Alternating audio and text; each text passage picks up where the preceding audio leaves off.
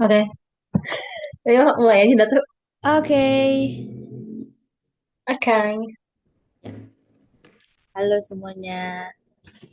Ak- Halo.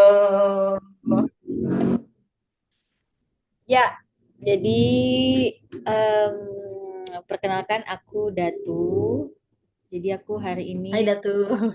tidak sendirian. Aku bersama teman di sampingku nih. Silakan perkenalkan diri terlebih dahulu. Halo semuanya. Ya, nama saya, nggak, namaku Ulfa, tapi biasa dipanggilnya Paul ya. Seneng banget nih bisa ketemu di apa nih? Di ruang virtual ini ya. Ya, untuk Kamu ngapain nih Datu? jadi kita mau ngapain ini Kak? Jadi mungkin bisa diceritakan dulu kenapa tiba-tiba kita bisa membuat pertemuan ini, bisa membuat podcast ini. Silakan. Oke ya, sesuai namanya kali ya. Nih teman-teman bisa lihat di pojok atas ini, namanya Tahu-Tahu Podcast ya. Ini berawal dari coba-coba gitu ya, coba-coba pengen ada momen ngobrol, tapi ya itu juga jadi momen untuk bisa sharing sesuatu gitu ya, dari apa-apa yang kita udah lewatin gitu, dari apa yang juga pernah kita baca, kita rasakan dan lain-lain. Jadi intinya ya mudah-mudahan aja gitu ya, ini jadi tempat buat ya saling belajar gitu. Ya itu ya kurang lebih ya, Datu. Ya, aku tambahin dikit kali ya Kak ya. Jadi sebenarnya tahu-tahu podcast ini tiba-tiba muncul karena eh kerendeman Kak Paul yang kayaknya seru deh kalau kita misalnya membuat sesuatu gitu. Terus kayak setelah beberapa hari yang lalu kita ngebahas juga tentang talent mapping ya Kak ya. Waktu itu kita di Indonesia Mengajar dikasih kesempatan untuk ngecek bakat-bakat kita lewat talent mapping dan setelah pembahasan itu kita kayak sepertinya ada bakat-bakat tertentu yang agak di bawah yang pengen kita buat maksimal gitu. Kita mau membuat bakat itu jadi sedikit lebih terlihat kayak gitu. Jadi kita ngebuat podcast ini sebagai tempat kita untuk belajar, tempat kita untuk memberanikan diri dari yang takut, dari yang nggak berani, dan dari yang kayak nggak tahu apa-apa, kita terjun aja. Jadi kita, aku sama Kak Paul sama aku bilang kalau ya udah kita jadiin ajang tahu-tahu podcast ini sebagai tempat kita belajar dan sharing-sharing apa yang ya udah apa yang keseharian kita atau mungkin hal-hal yang seru yang bisa kita bagiin sama orang-orang gitu. Ya gitu lah ya. Jadi mereka harus memberitahukan kepada alasannya ya secara jelas, secara gamblang supaya kayak kok tiba-tiba ada dua manusia ini ngebuat podcast aneh ya Kak? Kayak random Apalagi gitu kita ya, out of berjauhan kan? nowhere. Iya, apalagi kan kita berjauhan. Jauh banget ya. Datu di mana posisinya Datu? Aku di Toraja di Sulawesi Selatan. Sekarang aku lagi di rumah. Ya. Ini jauh banget ya tuh di Toraja, di Sedangkan Kak Sulawesi. Paul ada di Dan aku lagi di Kutoarjo ya. Itu kalau provinsinya ada di Jawa Tengah. Jawa Jadi Tengah. satunya di Jawa, satunya di Sulawesi. Sulawesi. Lumayan jauh ya. Jauh Nah, banget bukan? iya bener. Dan di pertemuan pertama kita ini untuk menandai bincang-bincang kita hari ini kita mau ngebahas apa Kak? Wah, apa ya? Ya, tadi ya selain kita mungkin udah pengantar ya kenalan, sebenarnya di awal ini kami gitu ya, kami mau ajak teman-teman gitu, karena baru-baru ini kita apa ya sedang berduka gitu. Saudara-saudara kita di Sumatera itu sedang ya tertimpa musibah. Jadi lewat podcast pertama kita, kita juga mau ngajakin teman-teman untuk bisa ngebantu gitu ya. Mungkin kita Ya bener. punya kelebihan rezeki gitu ya, harta, material dan segala macam dibandingkan saudara-saudara kita yang lagi tertimpa musibah. Di momen ini kita mau ajak teman-teman, siapa tahu mau donasi gitu ya. Ya, Ini salah satu kanal donasi yang bisa teman-teman coba itu ada di kitabisa.com/Setara Peduli Sumatera. Nah, mungkin nanti kita juga cantumin di kolom deskripsi gitu ya, Ya, supaya teman-teman bisa langsung akses. Oke, betul. itu yang pertama. Dan jangan berhenti berdoa ya, teman-teman, untuk saudara-saudara kita dan juga untuk para relawan yang turun langsung ke lapangan gitu. Nah, yang kedua, dan yang selanjutnya gitu ya, kita mau share gitu, apalagi negara kita juga lagi gencar-gencarnya ya menggaungkan literasi, harus baca dan segala macam. Nah, di momen ini kita mungkin mau coba share juga nih Ya, buku yang udah kita baca atau mungkin lagi kita baca kali ya. Apakah benar Datu? benar sekali, Ibu Paul. Kak. Eh, Mantap. Jadi ini Hmm? pembahasannya buku terakhir yang kita baca atau buku yang kita baca kayak selama setahun ini atau beberapa waktu yang lalu gitu, Kak.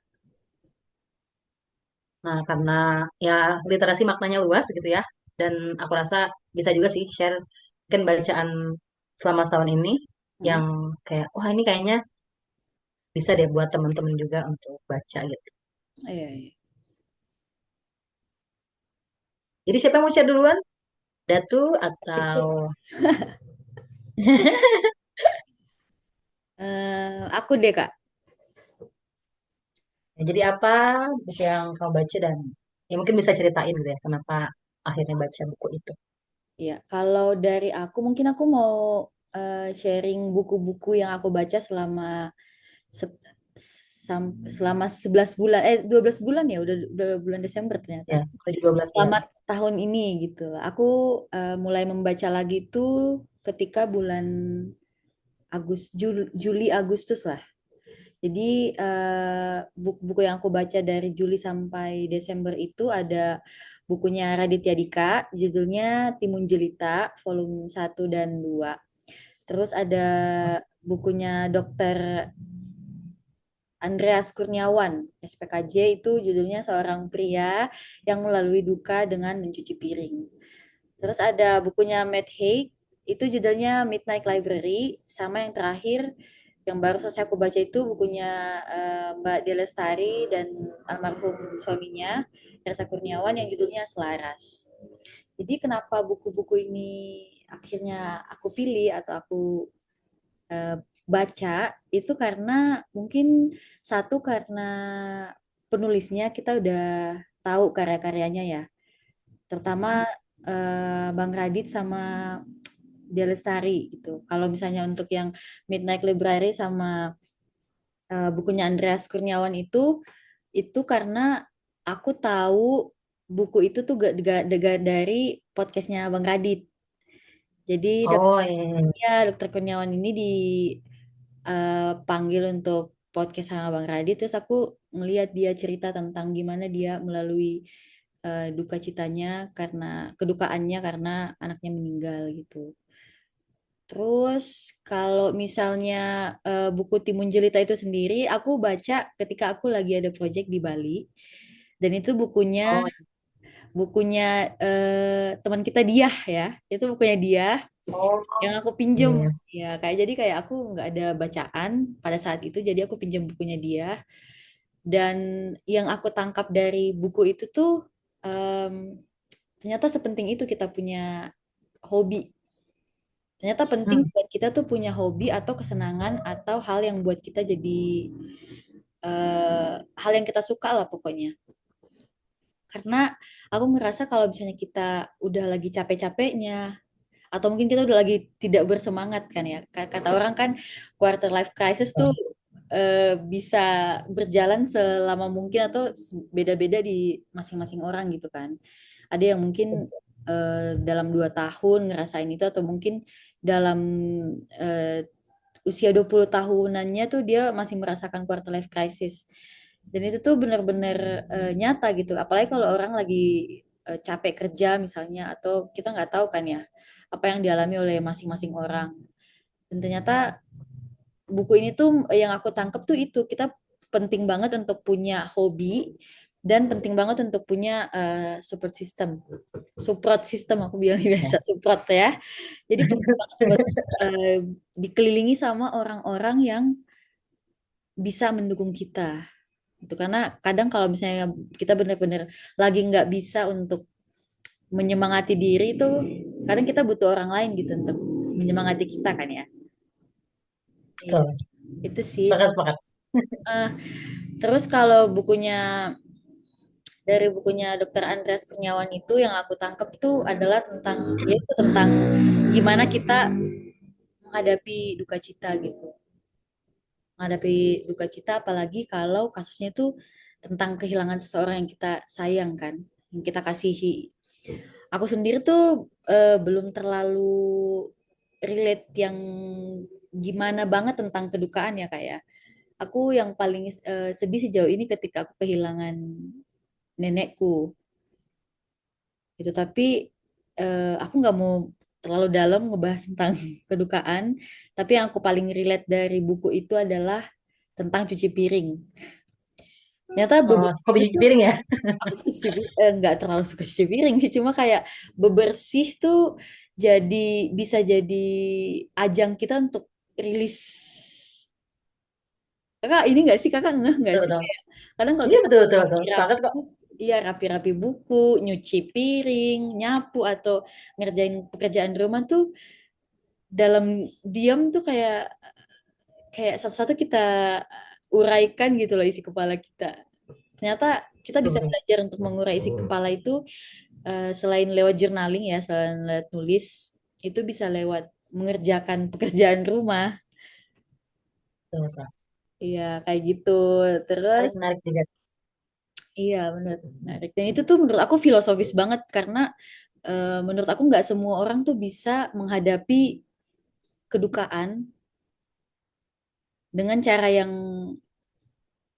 tenang. Hmm. Dan itu tuh aku benar-benar salut sih. Maksudnya mereka udah bisa sampai di tahap legowo menerima tuh pasti berat banget. Aku salut sama orang Betul, yang betul, bisa, betul. ya aku benar-benar salut untuk orang yang udah bisa melepas dengan legowo. Nah, terus yang buku ketiga itu tuh yang Midnight Library itu yang aku pelajari itu adalah tentang penerimaan juga karena sebenarnya di buku ini tuh dia dia kan kayak dia kan novel Kak, dia fiksi. Tapi menurut aku sangat-sangat mengandung apa ya, makna yang dalam yang deep banget. Karena di buku ini tuh ngebahas tentang penyesalan-penyesalan tentang seseorang yang punya banyak banget penyesalan dalam hidupnya sampai penyesalan-penyesalan itu tuh membuat dia jadi nggak ada semangat hidup lagi, nggak ada semangat hidup untuk menjalani hidup sehingga dia kayak akhirnya sering minum apa sih obat penenang kayak gitulah. Ya, hingga suatu waktu tuh dia antara hidup dan mati kayak koma dan di dalam masa-masa itu tuh dia diajak untuk mendatangi satu persatu momen penyesalan dia.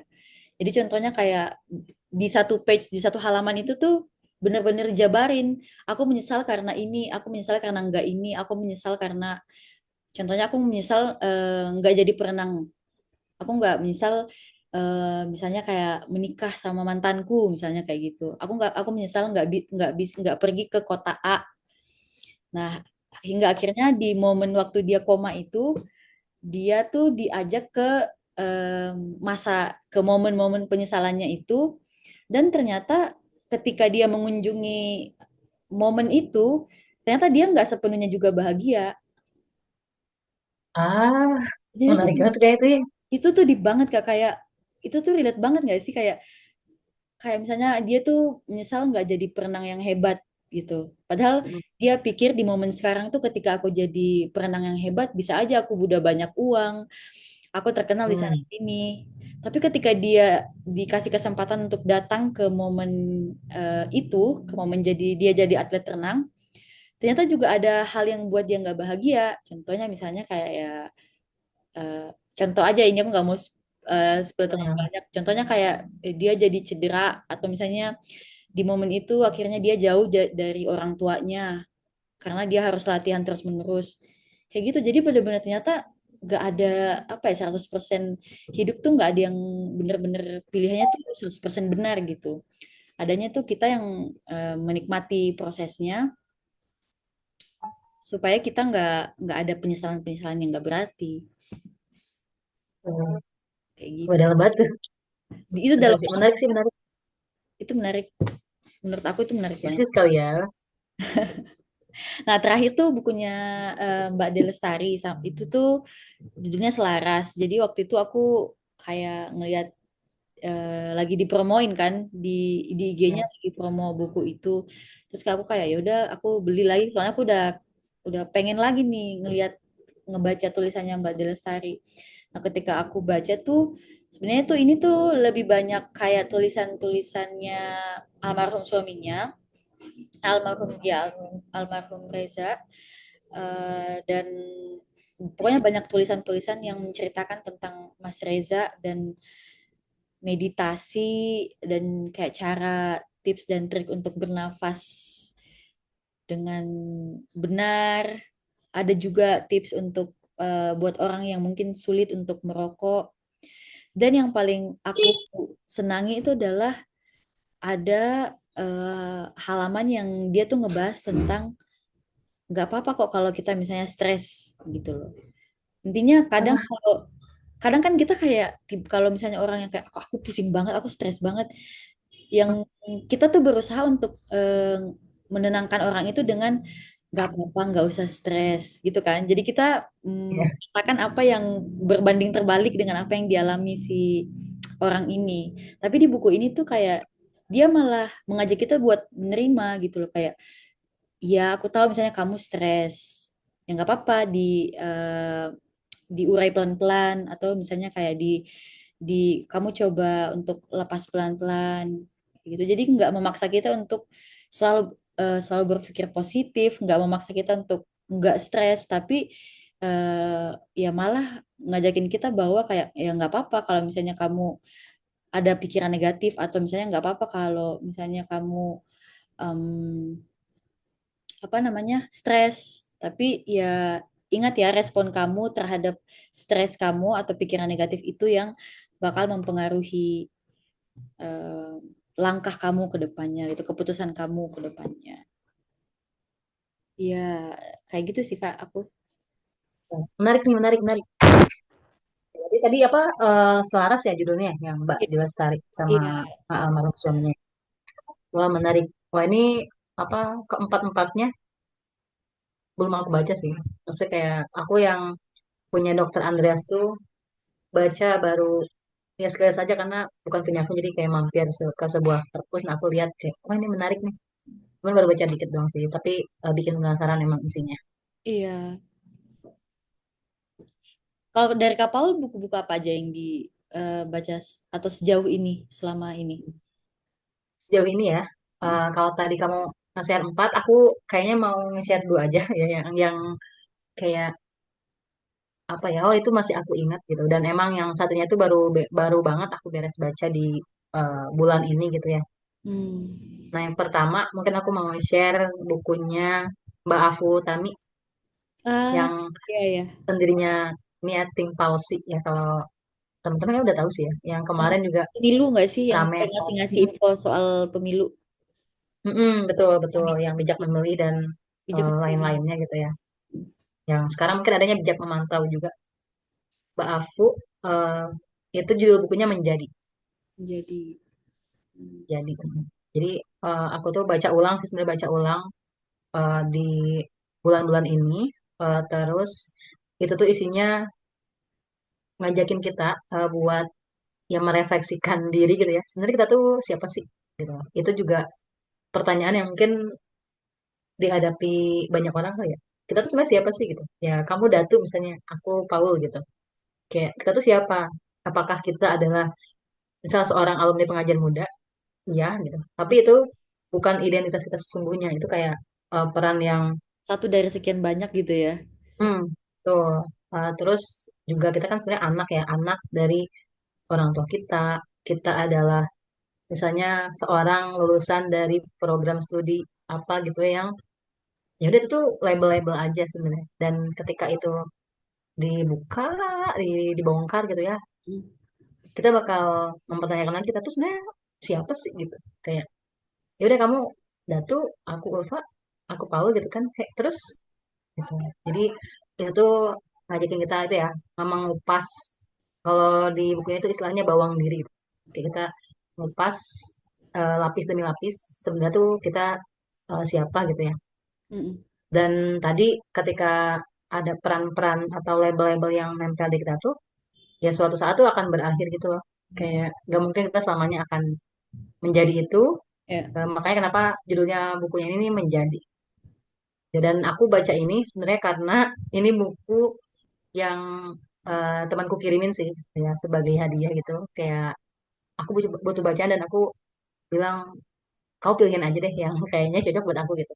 Dan Ya. dia ngirimin itu dan ternyata dia pun akhirnya membeli buku yang sama untuk dia baca karena tertarik sama apa yang jadi bahasan di dalamnya gitu. Hmm. Dan ini sih di dalam buku itu juga sebenarnya ngajarin kita untuk ya lebih sadar gitu ya.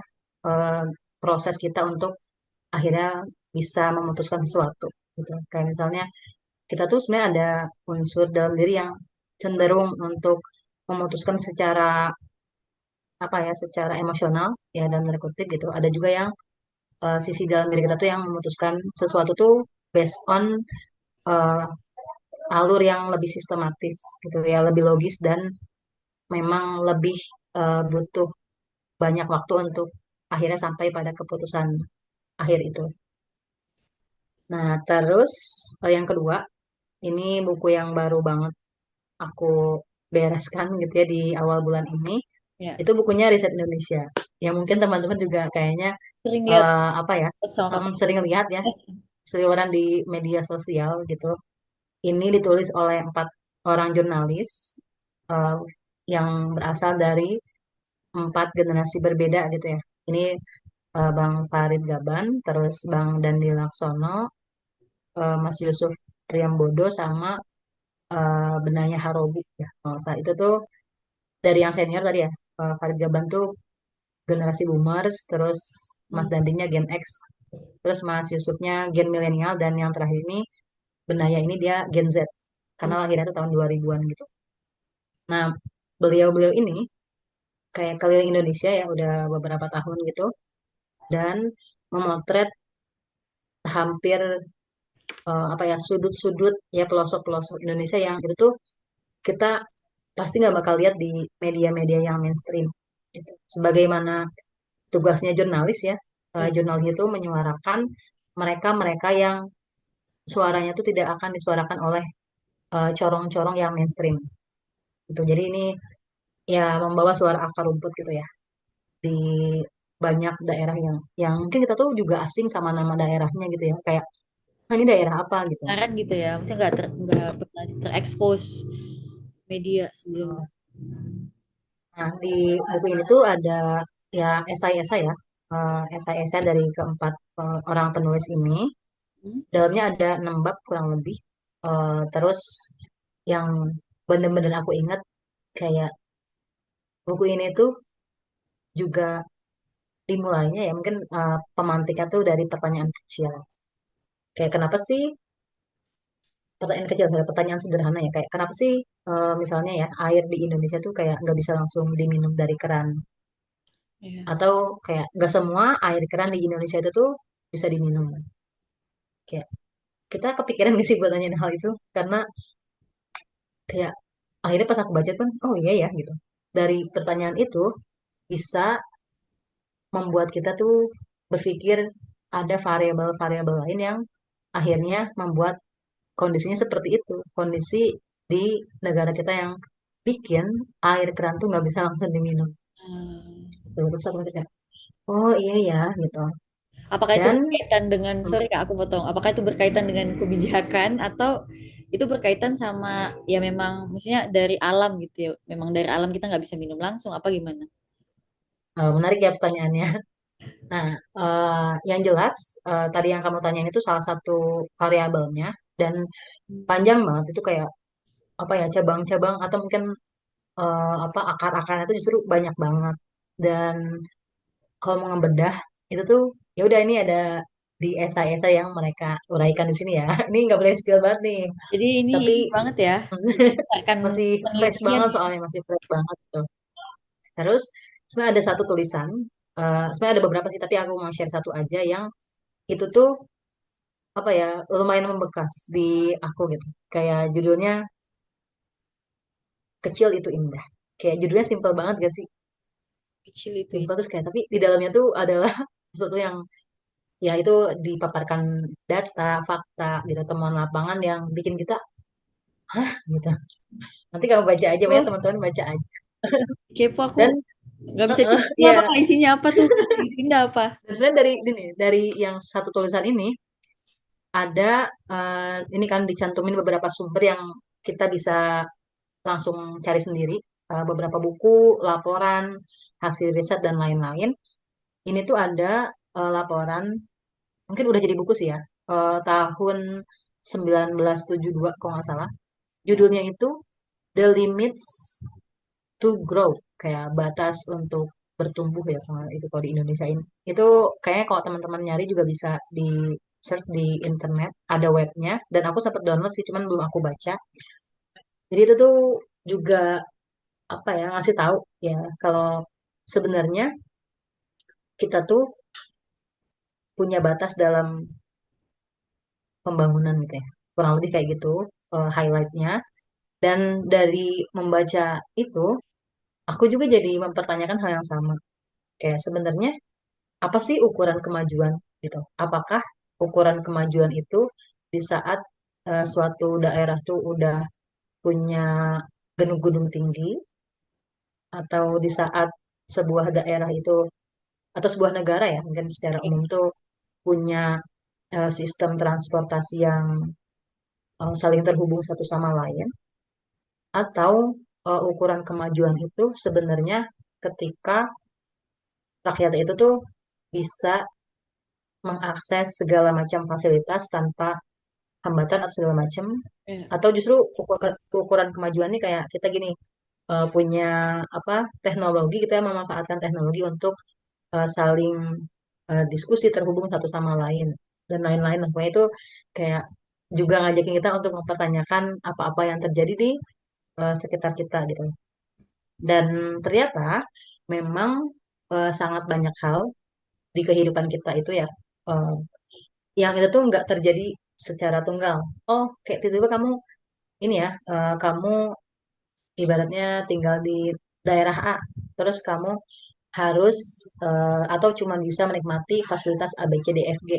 Sedangkan di daerah lain ternyata nggak bisa menikmati fasilitas yang serupa gitu. Hmm. Terus aku mikir, oh, oh iya juga ya gitu. Tapi yang terpenting sebenarnya dari buku ini eh, mendorong ya aku pribadi gitu ya secara sebagai yang saat ini eh, diamanahi diamanahi atau kayak statusnya sebagai WNI sebagai warga negara tuh untuk gak berhenti belajar Iya. karena lagi-lagi segala hal yang terjadi terus kayak keinginan-keinginan kita untuk berubah lebih maju lebih baik apa segala macam tuh nggak akan bisa dicapai kalau kita tuh nggak belajar nggak membekali diri kita dengan pengetahuan yang cukup, support yang cukup, sumber daya yang cukup dari sekitar gitu ya. Ya, jadinya eh, kalau teman-teman penasaran, Itu menarik silahkan ya dibaca bukunya. Aku mau kasih lihat. Ini ya, covernya kayak gini nih, Riset Indonesia. Indonesia. Dan ini sebenarnya di bawahnya itu ada apa tulisannya gagasan tentang Indonesia Baru. Dan secara apa ya umum gitu, ini tuh ngajakin kita untuk memikirkan ulang juga sih, memikirkan ulang kayak ya udah kita Indonesia terus kita mau ngapain ya apalagi sebagai generasi muda gitu ya kayak bisa apa apalagi mungkin kita punya banyak keresahan Iya. sampai dengan detik Sekarang ini sekarang gitu. Wah sangat ini ya menarik sangat soalnya kita menarik. apa ya berdasarkan riset gitu loh Kak. Mm-mm, betul betul ini ekspedisinya keliling Indonesia jadi kayak dan naik ini loh ekspedisinya tuh naik motor Supra 4 orang ini kayak bukan naik pesawatnya bukan Penempatan tapi ya naik di motor situ Supra. mengajar. Salut sih sih sampai menarik banget sih kalau salut banget sama orang-orang yang bisa yang mau turun sampai ke daerah-daerah yang bahkan kita nggak tahu kan ya namanya tuh daerah apa di mana, betul. nggak pernah terekspos Mm, sama sekali. betul betul. Besar itulah Oke. Indonesia. Ya sih itu dua buku ya. Dan kayak mungkin kalau kamu nanya alasannya kok yang buku ini kenapa aku baca, Ya, sebenarnya awalnya mungkin ragu-ragu buat ikutan PO waktu itu ya, bulan Oktober kalau nggak salah. Tapi kayak mikir ini kayaknya mungkin butuh buku yang aku butuhkan. hmm, Apalagi dia kan alirannya ya jelas non fiksi gitu. Terus aku rasa butuh juga untuk lebih mengenal negara kita ya lewat tulisan-tulisan gitu. Walaupun banyak sih ya buku-buku yang bisa aku cari, tapi buku yang ini judulnya tuh juga udah memprovokasi ya. Yang jelas banget riset ya. Indonesia terus kayak Riset oh, Indonesia. tuh. Jadi kenapa aku akhirnya memutuskan untuk baca dan ternyata pas baca ini, oh ya ini emang buku yang sebaiknya kita baca gitu. Oke. Ya kan teman-teman kalau mau ya nanti ini ya di spill di kolom komen kali ya, Iya, dan mungkin link pembeliannya. bener banget Kak. Dan mungkin teman-teman yang mungkin ya nonton dan melihat pertemuan podcast kita ini juga bisa share buku-buku yang menurut teman-teman tuh recommended gitu, yang bisa yang bakal seru buat kita baca gitu, yang harus wajib ditahu oleh semua orang. Soalnya kita juga ya terbatas ya, Tuh, eh, terbatas pengetahuannya tentang buku-buku terbaru ataupun buku-buku lama yang mungkin memang perlu dibaca sama banyak orang. Nah, mungkin teman-teman bisa tulis tuh di kolom komentar biar kita bisa sama-sama baca, share ya teman-teman sama-sama di bawah. mengerti. Ya, Tuh, tuh, tuh. oke deh. Oke. Mungkin sampai di sini dulu kali ya, Kak. Kita udah banyak banget ngomongnya. Nggak Pas kerasa ya udah pertemuan pertama, lumayan panjang. ya jadi mungkin sekian untuk pertemuan pertama kita. Kita udah membahas Ya, buku. eh, Mungkin nextnya kita akan tetap datang dengan membawa pembahasan baru. Jadi tolong teman-teman nonton ya. ya tapi ini juga kayak apa buat teman-teman yang mungkin punya saran, apa sih yang kiranya bisa kita obrolin, Ah, sama-sama. diskusiin. Benar-benar. Dan juga ini kali ya nggak nutup kemungkinan kita sebenarnya mau ngundang teman juga gitu buat ngobrol bareng-bareng. Karena kalau berdua aja tuh yang jelas terbatas ya. Tapi kalau ngundang Yang teman lain tuh yang lain tuh bisa jadi lebih banyak lebih hal yang kita bahas dan banyak informasi pengetahuan yang kita bisa sharing gitu. betul betul betul. Oke, Jadi, makasih kali ya buat teman-teman yang udah kalau teman-teman nyimak. juga mau mendengarkan dan melihat podcast ini, semoga bermanfaat dan semoga enam dari salah satu dari 6 buku atau mungkin ke 6 buku yang kita udah paparkan di sini bisa mengambil hati kalian untuk dibaca. Ya, Terima kasih banyak ya Kak oke. Paul. Masih banyak dah tuh udah ngobrol-ngobrol. Nah, terima See kasih. you.